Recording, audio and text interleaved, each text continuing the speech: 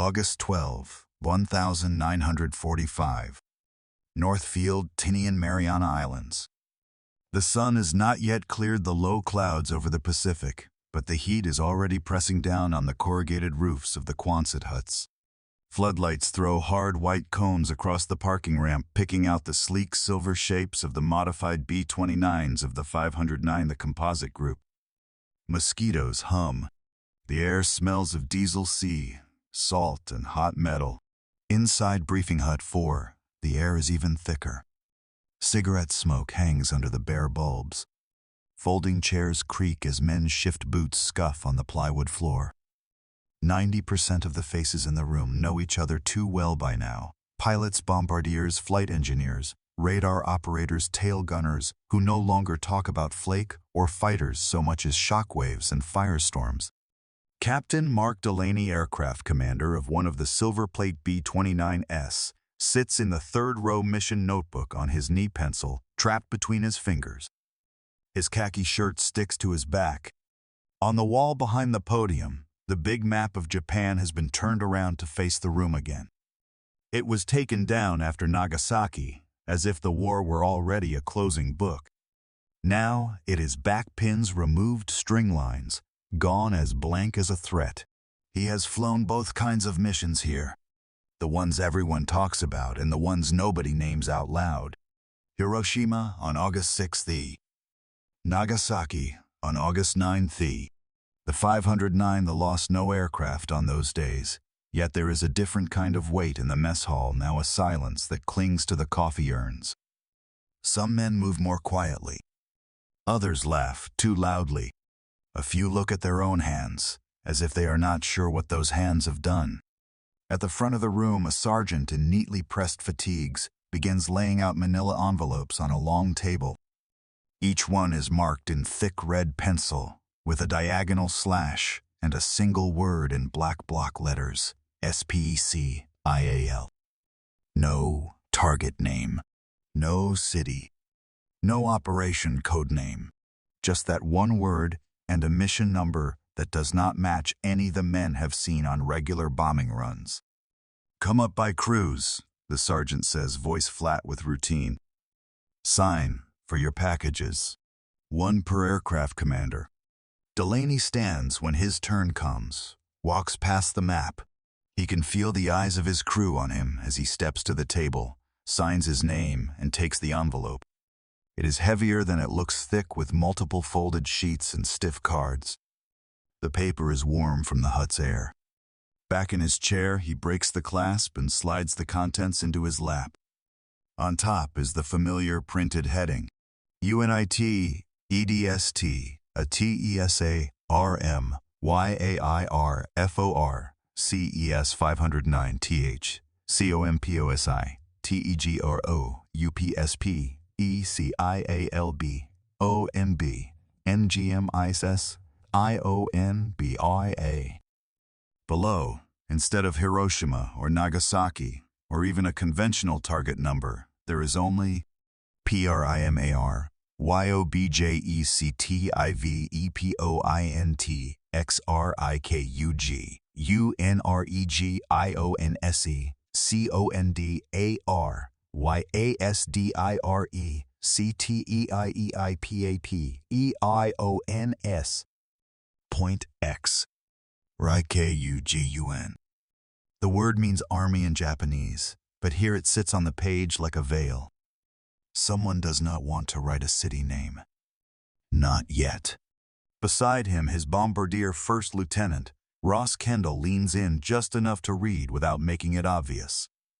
Ross taps the paper gently with one finger near a block of text printed in bold capitals. "Look at that climb schedule," he whispers. "They want us at 28,000 at initial point, then down to barely above 10 before release. That is not a standard pattern." Delaney pretends to cough to cover their voices. He reads the profile again. The altitude changes. The strict proscription against opening bomb bay doors before a specific time over target. The explicit instruction that DAVIC, always that word, never anything else, is not to be jettisoned under any circumstances short of catastrophic aircraft failure. DEV, I see it. Point X. Special. The words line up in his thoughts, like coordinates. The room feels warmer. The briefing officer, Major Crenshaw from Operations, steps onto the small platform at the front. He carries a pointer in one hand, a thin folder in the other. His eyes travel over the room, pausing a fraction of a second on each row, as if taking attendance of nerves instead of names.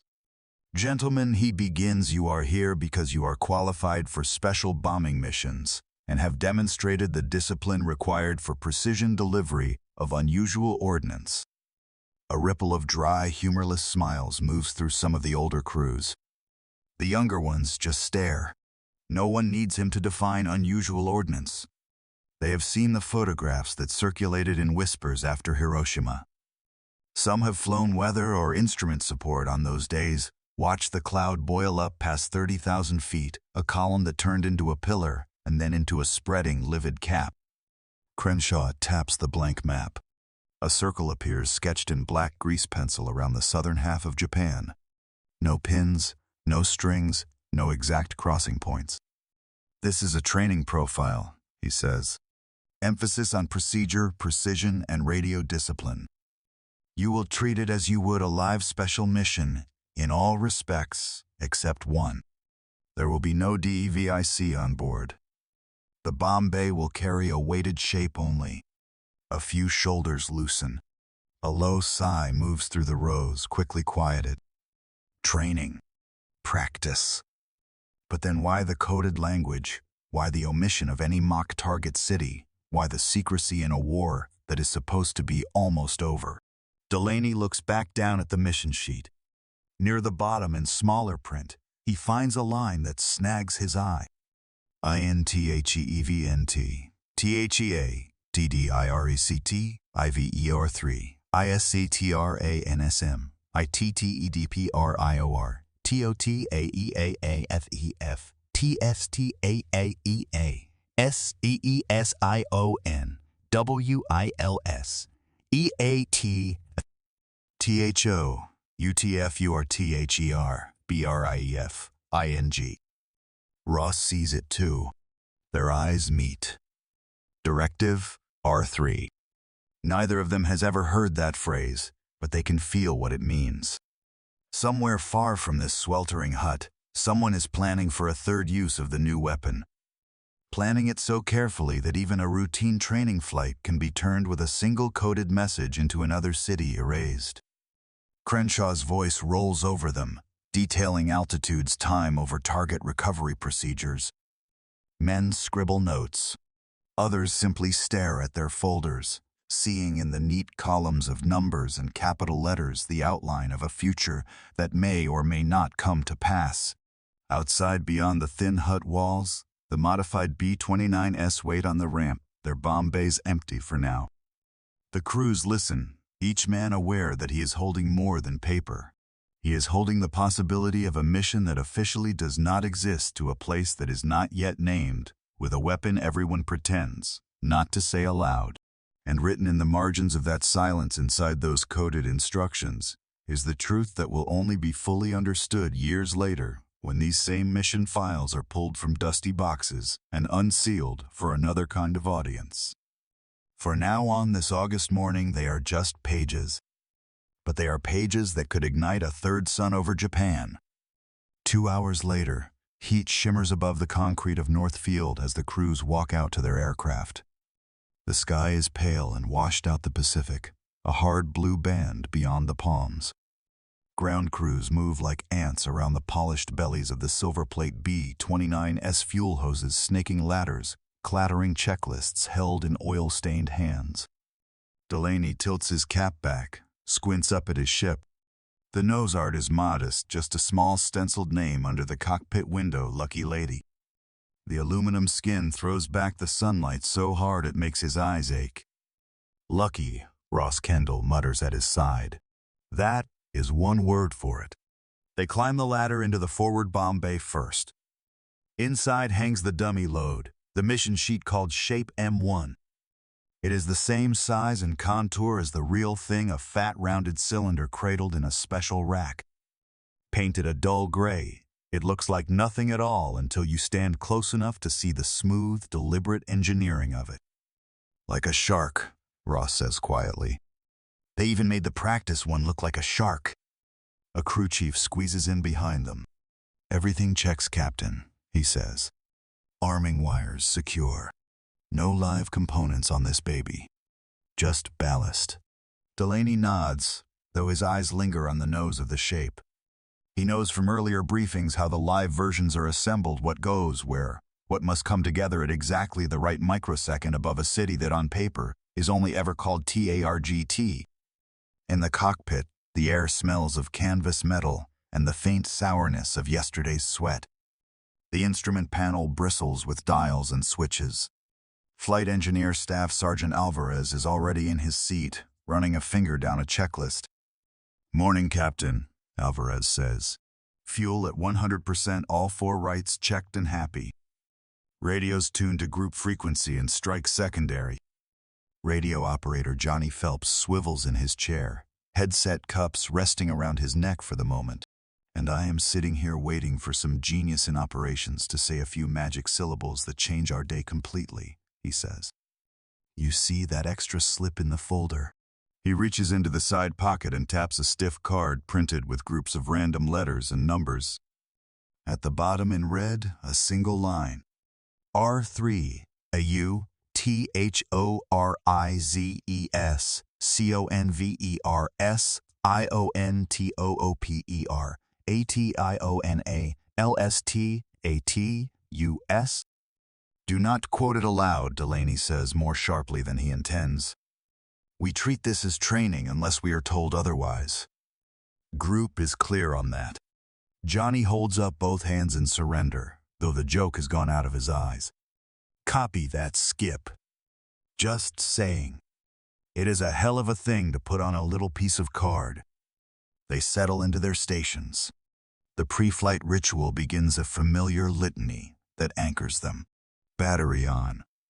Battery on. Inverters. Inverters. Prop controls set. Prop controls set. The engines come alive one by one, coughing, then settling into a deep, insistent thunder that vibrates through the entire airframe. Outside, Propwa sends dust and scraps of paper skittering across the ramp. The headset clamped over Delaney's ears muffles the sound, turns it into a steady background roar. Tower Lucky Lady ready to taxi, he calls into the throat microphone. The reply crackles back, distorted by distance and heat. Lucky Lady cleared to taxi to runway 27. Join the conga line, boys. They roll heavy on the concrete, joining the procession of bombers, inching toward the runway. Through the side blister, Ross watches another silver plate turn ahead of them, its nose art a laughing pin-up girl that looks utterly out of place on something capable of ending a city in a single flash. Rumor mill says the Japs are talking surrender, Ross says into the interphone, keeping his voice low. Heard it at the mess from a guy in weather. Says somebody in Tokyo is sending feelers through the Swiss or the Swedes or somebody neutral. Alvarez snorts softly. They have been talking since '39. I will believe it when I see it typed on an official order and stapled to my discharge papers. Johnny leans back from his radio cable, stretching across his chest. Even if they are talking, that does not mean the brass upstairs will not want one more example, he says. Make sure the message sticks. The words hang in the cockpit like smoke. One more example. A third pillar of fire. Another city no one in this plane has ever seen turned into something none of them can fully imagine, despite the photographs and the whispered descriptions from reconnaissance crews. Eyes on your instruments, Delaney says. We are still in the here and now. They line up on the runway. Throttles forward. The 4 engines surge, pressing them into their seats. The nose trembles, then lifts. Northfield drops away beneath them, a patchwork of concrete and coral, surrounded by endless glittering ocean. At 10,000 feet, they level briefly. At 18, the temperature outside is already dropping toward freezing, the tropical heat left behind as if it belongs to another world. Condensation feathers at the edges of the windows. Begin climb to 28, Delaney orders. Just like in the profile. They step through the mission sheet in real time. Altitude changes, headings, radio checks. Over the interphone, Delaney calls out the milestones. Passing initial point in 10 minutes. Bombardier to the nose, Ross answers, unbuckling and moving forward to his station. The plexiglass blister at the front of the aircraft gives him a commanding view of the indifferent sky and the thin curve of the world below. Somewhere under that haze is Japan, but today the target on his map is only a featureless circle labeled POINTX. Johnny's voice crackles in their ears. Strike frequency is live. Group is talking in code words already. No plain language. I am standing by for any directive. Any R3, you mean, Ross says under his breath. The aircraft begins its odd prescribed descent toward 10,000 engines, throttled back. It feels like a crouch, a coiling. Simulated bomb run begins in 60 seconds, Delaney announces. His hands tighten unconsciously on the yoke. All stations remember, this is training. We follow the book. No improvisation.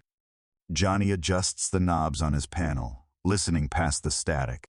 Group call signs. Check-in reports a weather plane describing cloud cover over the target area. Then something else, a burst of letters and numbers in a clipped, urgent tone. Stand by, Johnny says. His pencil scribbles on his pad, copying the groups. For a moment, the only sounds in the cockpit are the engines and the rasp of graphite on paper. His hand pauses. The last group looks too close to the one printed on the card in his pocket. His stomach goes cold. Skip, he begins. I have a directive coming through. I need to verify it. Every man in the plane seems to lean into the silence that follows the empty second in which the future feels like it might hinge on whatever code word Johnny Phelps will say next. Johnny Phelps feels his pulse pounding in his ears as he rewrites the last 5-letter group, tracing each character carefully with the pencil point. The code sheet clipped to his board rustles with the vibration of the aircraft. Come on, Johnny Alvarez mutters over the interphone. You are killing us back here. Johnny pulls the small, stiff card from his pocket with his free hand, the one labeled DIRACT, IVAC, and lines it up beside his notes. Along the bottom, printed in red ink, R1ABORTTO, PRIMAR, YRECOVER, YBASAR, 2DIVE, ERTTOALT, ERNA, TATIATI, 3CONV, ERTMISI, ONT, AUAANTIA. He shifts his eyes between card and handwritten groups, matching them letter by letter. One mismatch, then another. What he heard is close, but not quite. His shoulders drop half an inch. Strike to all aircraft, this is routine directive W2, he says at last, reading from the decode. Repeat routine directive W2. Weather plane reports heavier cloud buildup over training circle than expected. Maintain current profile, but be prepared to run the bomb line on instruments. There is a long exhale in the cockpit. Someone, maybe Ross, lets out a quiet, humorless laugh. Copy Johnny Delaney, answers. For a minute there, you were about to give your skipper gray hair in one go. Trust me, Skip. I checked it twice, Johnny says. His fingers are still trembling as he folds the card and slips it back into his pocket. If R3 comes through, there will not be any hesitation in my voice. You will hear it. Ross's voice floats from the nose. Bomb run in 30 seconds. Simulated, thank God. I am on the lines. Ahead of them, the invisible initial point ticks by on the navigator's chart. The engines change pitch slightly as Delaney adjusts the throttles, trimming for the shallow descent to the prescribed 10,000 feet. The aircraft feels suddenly more exposed, lower, closer to the sky that enemy fighters once patrolled. Old habits make the gunners twitchy, scanning empty air. Bomb bay doors coming open, Alvarez reports. The hydraulic whine moves through the fuselage, followed by a change in the soundtrack of wind. Air scrabbles at the open doors, claws at the underbelly, where the gray M1 shape hangs. Ross peers through the bomb sight optics aligning crosshairs, not with a bridge or a marshalling yard, but with an arbitrary point on the sea inside the training circle. Steady, steady, he murmurs. Little left, hold it there, bombs away. In the rear of the aircraft, the dummy shape drops cleanly from the racks, a sudden absence rather than a presence. There is no blinding flash, no rising column, just a splash, far below, too small to see. Shape clear, the tail gunner reports. No hang-ups. Doors coming closed, Alvarez says. The whine reverses. The aircraft begins its hard turn away from the imaginary target, banking into the hip-wrenching course. Change the special profile, demands designed to outrun the shockwave of a very real explosion. 3 Gs, someone grunts, voice strained.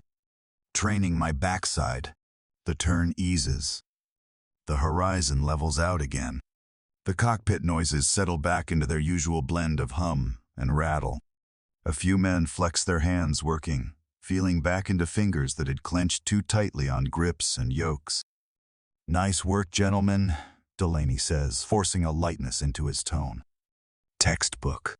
We will see what the debrief boys say, but from up here, it felt clean. Clean, Ross echoes softly. He looks out through the nose blister. The sky looks exactly the same as it did before the simulated drop. In his mind's eye, he overlays a different image, a city center, a river, a tight web of streets. He has seen reconnaissance photos marked HIROSHIMANAGASAKI. He can imagine a third set of images, a third label. On the way back to Tinian, chatter on strike frequency ebbs and flows. Reports of fuel states navigation fixes minor mechanical gripes. No mention of R3. No city names. Just the anonymous antiseptic language of operations. Lucky Lady descend to pattern altitude, the tower calls as they approach North Field. Your traffic is 2 other special ships on downwind. They land, tires squealing briefly on hot concrete props, feathering as the aircraft slows. The dummy run is over. But the mission is not done until the papers are filled out, the numbers written down, the procedures evaluated. In the debriefing room, they sit once more on folding chairs, flight suits damp with sweat, helmets dangling from their fingers. A lieutenant from operations moves among the crews collecting forms. Time over target, he asks. 1023, Delaney answers, glancing at his notes. Altitude at release. 10,200. Any deviations from assigned profile? Negative. Ran it as briefed. The lieutenant nods, scribbling. When he reaches the section on directives, receive his pencil pauses. Any special instructions from strike? Johnny, standing just behind Delaney, answers. Routine directive, W2, sir. Weather only. No R-series directives. The lieutenant does not react visibly to the phrase, but his eyes flick up just for a heartbeat to Delaney's, as if confirming that someone on this crew understands the weight of that letter. R. Later, out on the ramp as the sun leans westward and the heat finally begins to soften, Delaney and Ross lean against the nose wheel of Lucky Lady, smoking in silence. You ever think about who writes this stuff? Ross asks, suddenly tapping the folded mission brief in his breast pocket. R3.X, all the euphemisms. Someone sat at a desk and decided that if the right code group comes through, we stop pretending and go do it for real. Just like that. Delaney exhales a plume of smoke, watches it drift upward toward the wings. I figure there is a whole chain above us whose business is deciding, he says. Ours is to be ready when they press the button. Even if the button is just a few letters over the radio. He looks down at the mission sheet again. Near the bottom, the line about Directive R3 seems darker now, as if the ink has soaked deeper into the paper. Somewhere in a safe at Group headquarters, there are more documents that spell out exactly what R3 means, which target would get the third sun. But those are not for men like him to read. Not yet.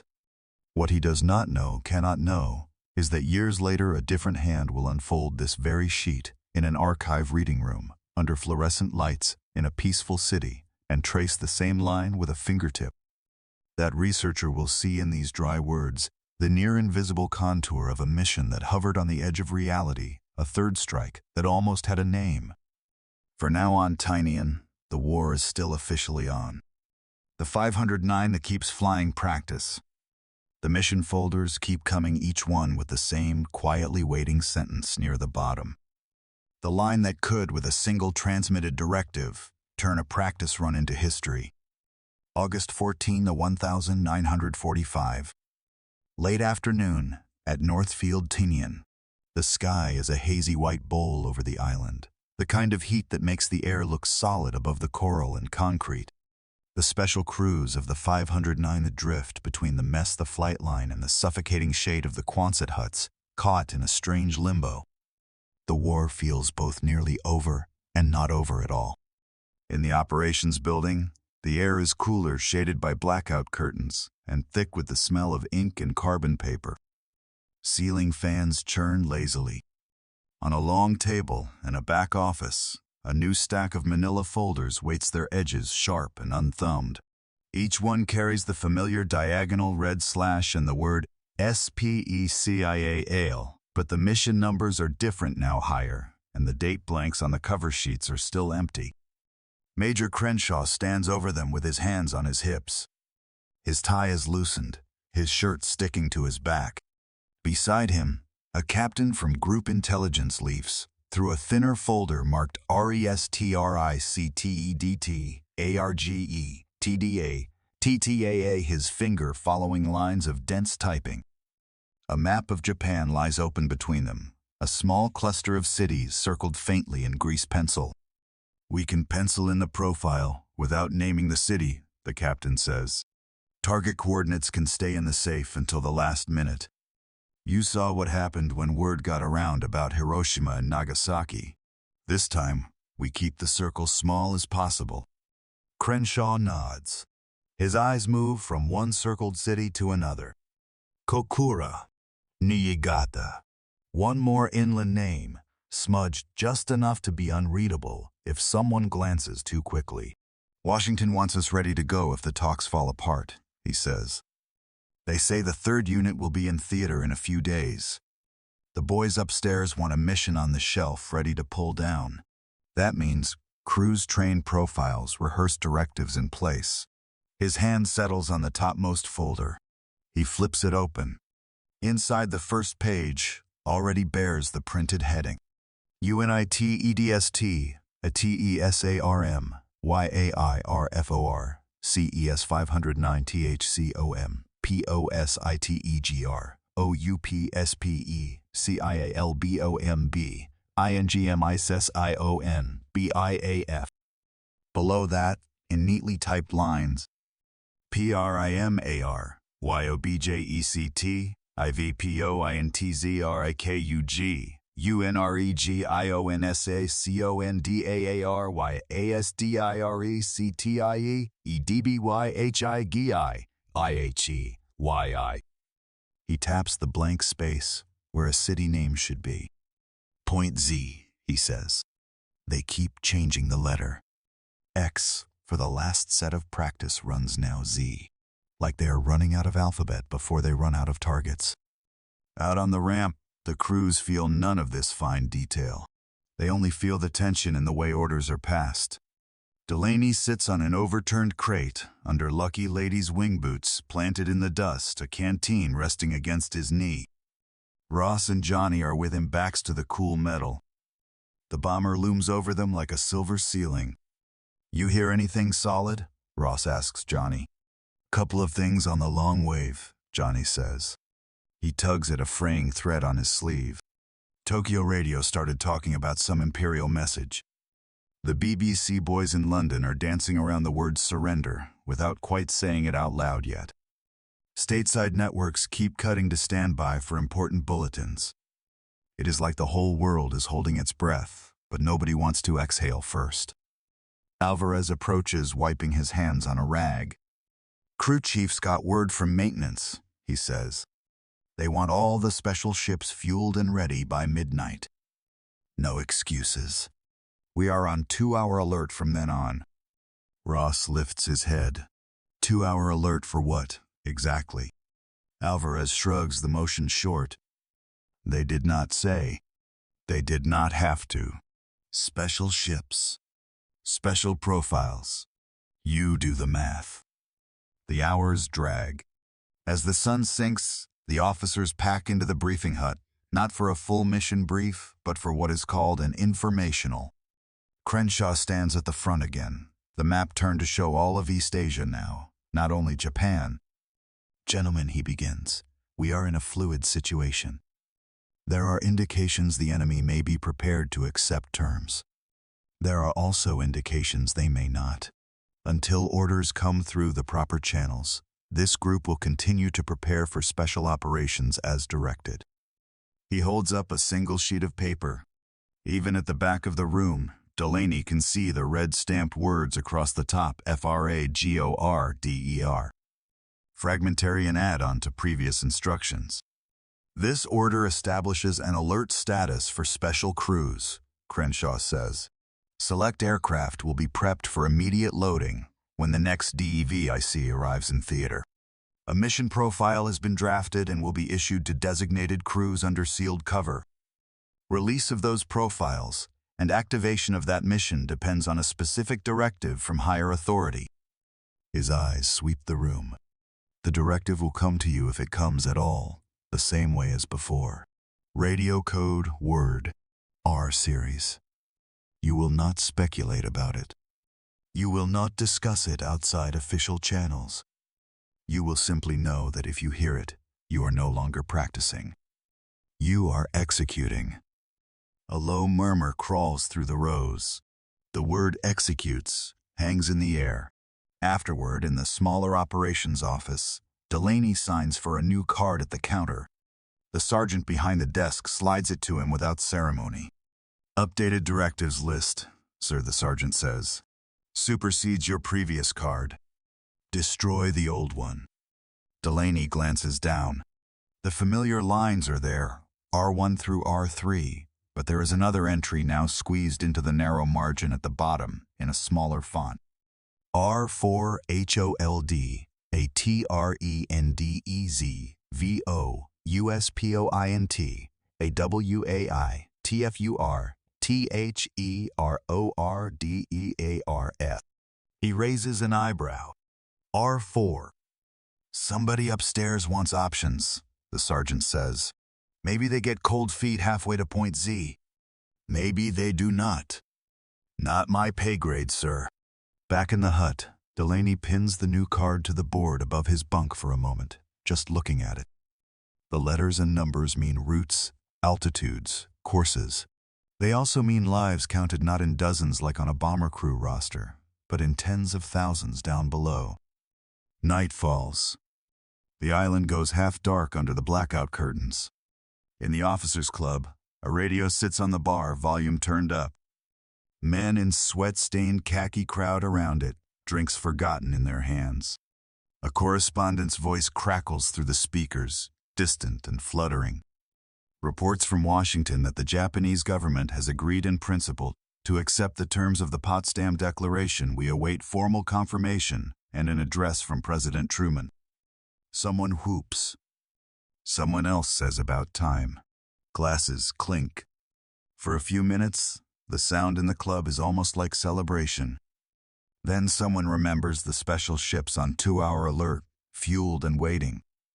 Remembers the sealed mission folders in the safe at group headquarters. The mood dims just a shade. "What happens to our mission if they say yes?" Ross asks quietly later, lying on his bunk staring at the corrugated metal ceiling. "Then R3 never gets sent," Delaney says. He sits on the edge of his own bunk, elbows on knees, hands clasped. Maybe those folders stay in the safe until some clerk shreds them. Maybe they end up in a warehouse. Maybe nobody ever reads them again. He does not believe it, even as he says it. Paper has a way of surviving. Ink clings to fiber stubbornly. In another decade, in another country, in a clean fluorescent-lit room, an archivist will break the brittle string on one of those very folders and slide out a mission brief dated for a strike that never came. They will see the line about Directive R3, the coded target name Point Z, the altitude schedule, the post-attack escape course. They will realize that on nights like this, while the world waited to hear the words surrender, men like Delaney and his crew lay on narrow cots a few hundred yards from loaded runways, one radio message away from making history, a different shape. On Tinian, the only shape they see is the silhouette of their aircraft against the stars. The steady hum of distant generators lulls some to sleep. Others lie awake, listening for the phone in the hut or the sudden bark of a runner at the door, waiting to find out if the war will end with a voice on the radio or with another son of their own making. August 15, the 1945. Just before noon. Northfield, Tinian. The heat is already thick enough to make the air shimmer above the runway when the first rumor reaches the flight line. Someone heard it from a truck driver who heard it from a clerk who swears he heard it from group headquarters. The word is simple and unbelievable at the same time. Cease fire, the truck driver says. They say the Emperor talked. They say it is over. No one moves at first. The ground crews keep working hands on wrenches, fuel caps, access panels. The special ships stand ready, in the August glare tanks, full engines, quiet bomb bays empty for now, but assigned. The word over hangs above the concrete like a mirage. In the special crew's hut, a phone rings. The sound snaps every head toward it. For a heartbeat, you can almost hear every man thinking the same thing, R3. This is it. The call that sends them sprinting to the ramp mission folders under their arms to take a third sun toward Point Z. Delaney is closest. He crosses the room in 3 strides and snatches the receiver.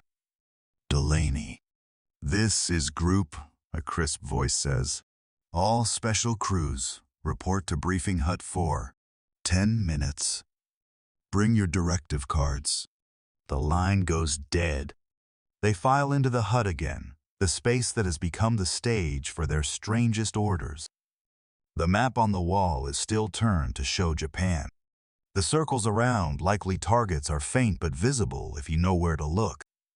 The air smells of sweat paper and old tobacco. Crenshaw is already at the front, tie on collar button despite the heat. His face gives away nothing. On the table beside him is a cardboard box, its flaps folded back. Take your seats, gentlemen, he says. His voice has a formality to it that is different from previous briefs. The noise of shuffling boots and scraping chairs dies quickly. As of 0900 hours Washington time, the Japanese government has accepted the terms of the Potsdam Declaration, he says. We are under orders to suspend all offensive operations pending further instructions. That includes special missions. A murmur rolls through the room, stops, then starts again in a different register. Someone actually claps once, then stops embarrassed. Crenshaw raises a hand. Quiet down. This is not the time for speeches. Here is what concerns you. He nods to the sergeant at his side, who lifts the cardboard box and sets it on the front row table. Inside, stacked like a deck of small lethal cards, are the directive sheets. You will each bring forward the R-Series directive card you signed for, Crenshaw says. You will place it in this box. You will watch it burned. You will then sign a statement that you no longer possess any copy and that you understand the contents remain classified. The mission profiles currently in draft form will remain in the group safe under seal until higher authority decides what to do with them. Ross leans forward in his chair, elbows on knees. Sir, he asks, not loudly, But clearly, does that mean the third mission is canceled? Crenshaw looks at him. For a moment, something tired flickers in the mage's eyes. It means, he says carefully, that as of this moment, there is no authorization for a third special mission. Whether there was one prepared or not is not a matter for discussion. He lets that hang between them. The answer, without the words. Yes, there was a plan. Yes, it could have been them. No, you do not get to know how close it came. One by one, the men rise, walk to the front, and drop their directive cards into the box. Paper whispers against paper. The red ink of R3 and R4 disappears from their hands, but not from their memories. When it is Delaney's turn, he hesitates a fraction of a second before letting go. The card feels heavier than its size justifies. It represents nights of alert status practice runs that might have turned real with a single syllable over the radio, the weight of a city that now will not burn for this reason. He drops it. The card falls among its twins with a soft, final sound. Outside, under the open sky, a detail of enlisted men carries the box to a steel drum behind the operations building. They pour in a splash of avgas, strike a match, and step back as the contents flare. The edges of the cards curl and blacken. The red R stamps bubble and vanish. From a distance, it is just another small fire among many on the island. Burn Pit's kitchen wastes nothing remarkable. Up close, it is the quiet cremation of a possibility. That night, the island erupts. Flares arc into the air. Tracers scribble red and green lines across the dark as men fire rifles and pistols into the sky in wild, undisciplined celebration.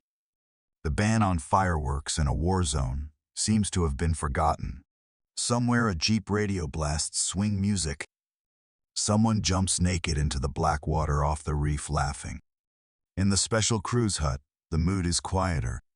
Ross lies on his back on his bunk, a cigarette burning between two fingers, ash lengthening. Alvarez sits on his footlocker, polishing a scuff from his boots that no longer have to walk to war. Johnny flips his cap from hand to hand, unable to sit still. "So that is it," Johnny says. "We practice for a third act, and they close the curtain before we go on stage." "Sounds like good news to me," Alvarez says. "Nobody has to follow Hiroshima and Nagasaki." Ross exhales smoke toward the rafters. "Maybe," he says. "Or maybe we just hand the script to somebody else to read later." Delaney sits near the door, watching shadows flicker on the hut wall from fireworks outside. He reaches into his breast pocket and pulls out a folded sheet.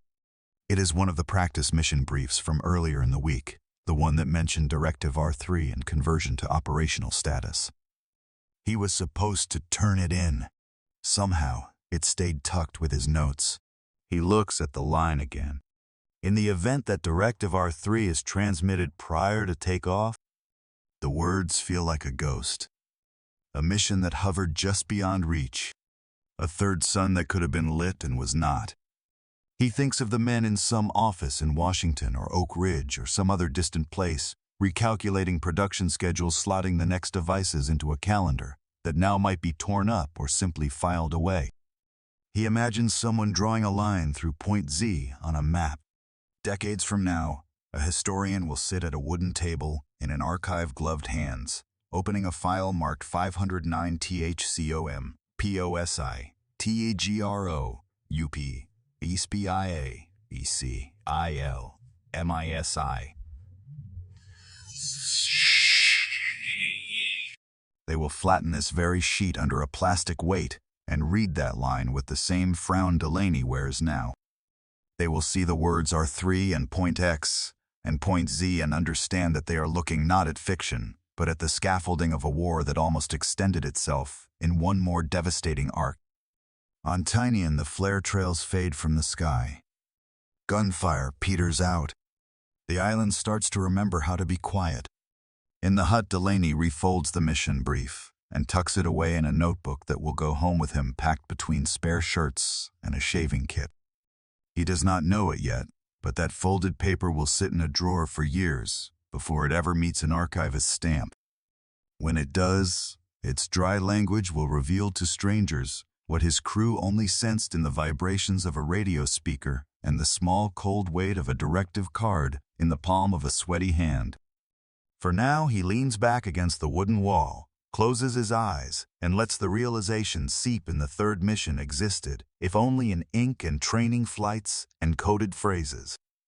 It simply never reached the point where R3 took it from paper to sky. 30 years later, the paper is fragile at the edges. A fluorescent hum fills the reading room of a government archive building in the capital of a peaceful country. Outside, traffic crawls along tree-lined streets. Inside, the loudest sound is the soft shuffle of pages and the occasional ring of a telephone at the reception desk. At table 7, a researcher named Ellen sits alone with a gray archival box. She is in her 30s, hair pinned up to keep it out of her eyes as she reads. She has spent years following footnotes through histories of the Pacific War, through accounts of Hiroshima and Nagasaki, through technical reports on blast effects and yield curves. The question that has been needling her since graduate school is simple. Was there really a third mission planned? The finding aid had listed this box as 509 THCOMPOS, ITEGROUPSP, BCILM, ISSIONADM, INISSTRAT, IVFILA. She signed for it with the same casual pen stroke as a dozen others.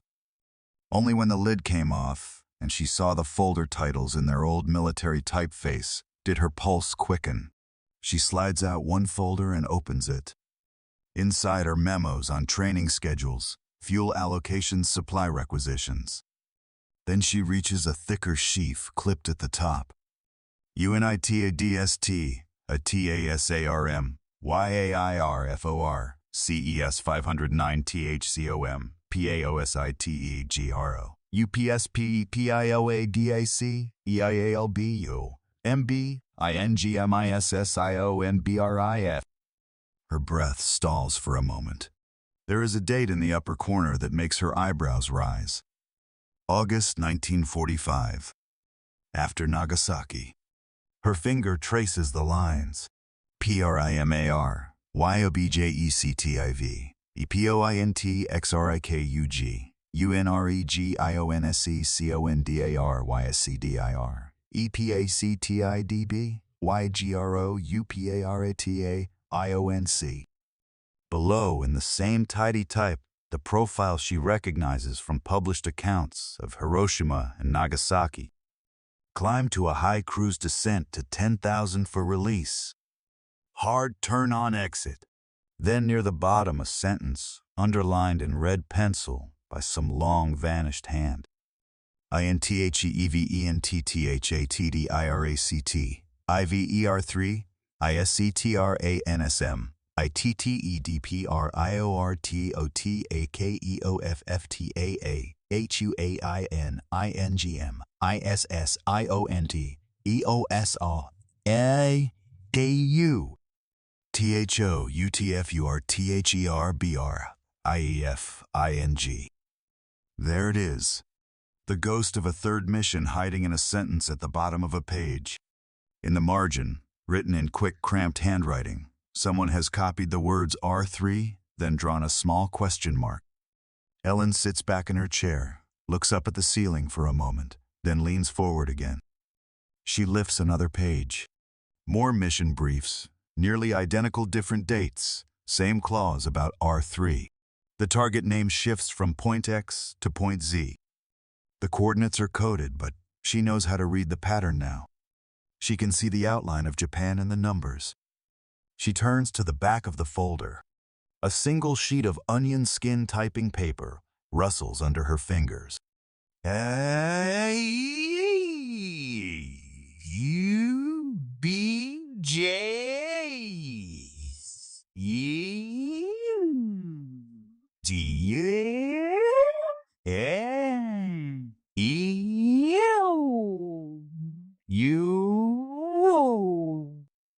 The language is dry, almost bored, but the meaning is clear.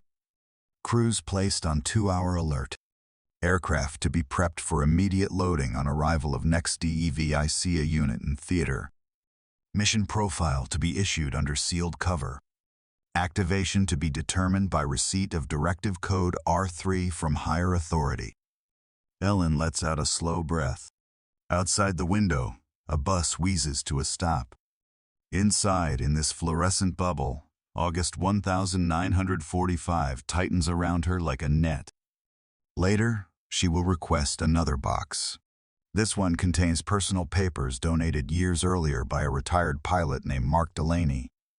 It is only because she recognizes the unit designation on the finding aid that she asks for it.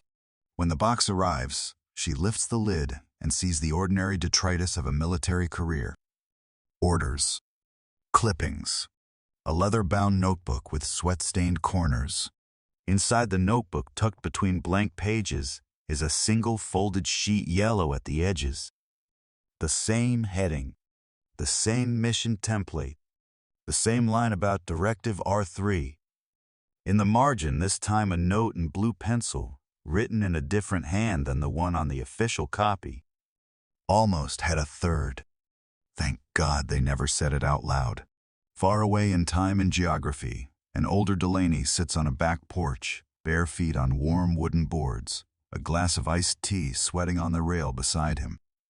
The war is something he rarely speaks about. When he does, it is usually about engines and weather and long hours over empty ocean.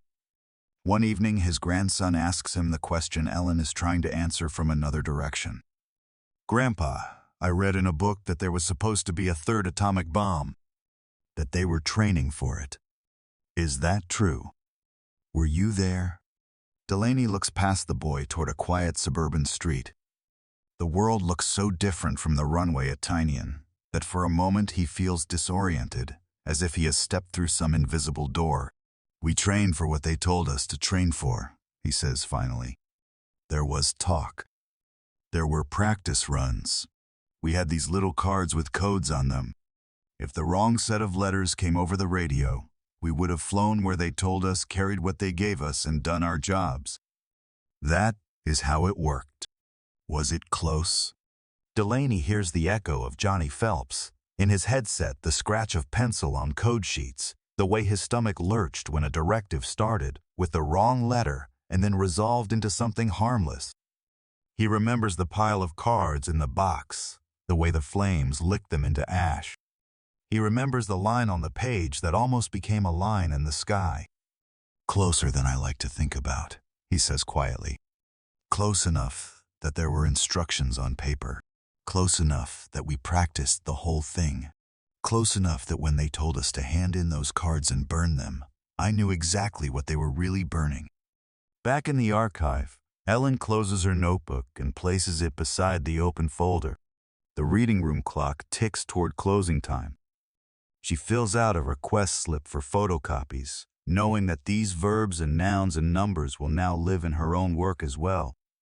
In her eventual book, the paragraph will not look dramatic. It will say that the 509, the Composite Group, continued to rehearse atomic delivery procedures after Nagasaki. That mission briefs were prepared, which included a clause converting training runs to operational strikes upon receipt of Directive R3. That targets coded as Point X and Point Z were assigned provisional profiles.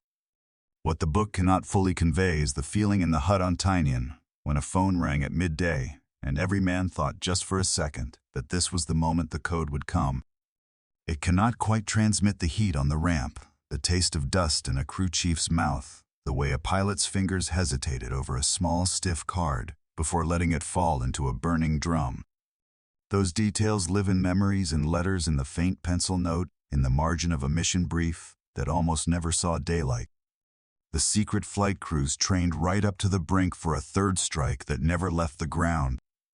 Their mission files with their dry language and coded targets reveal a narrow gap in history where one more city was almost consigned to fire. A gap made of decisions in distant offices, of an emperor's voice on the radio of timing, on production lines and diplomatic cables. In that gap stand men like Delaney and his crew suspended forever in the space between practice and execution. Engines ready. Profiles memorized. waiting for a single directive that mercifully never came.